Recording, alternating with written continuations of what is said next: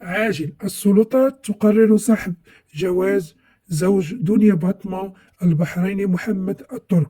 إليكم التفاصيل في هذا الفيديو.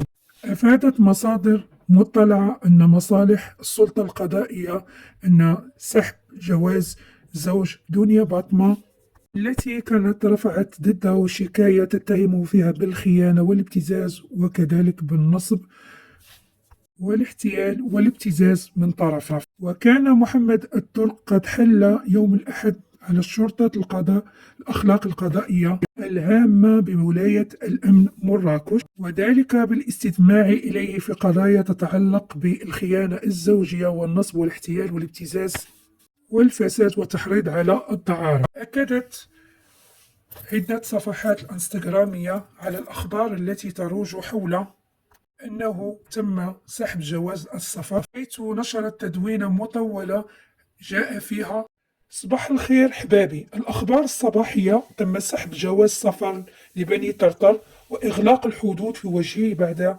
أن تم التحقيق معه لساعات مطولة البارحة. أما بالنسبة للحسابات المفتوحة باسم وصالات بالغرض الركب على الموجة والبحث على الشهرة، فبغيت نقول لكم يعطيكم الدل شلا باش تتشبهوا روسكم بوحدة متهمة بالفساد والسرقة والسهرات والمفاجأة للذكر وصال مختفية والشرطة تبحث عنها.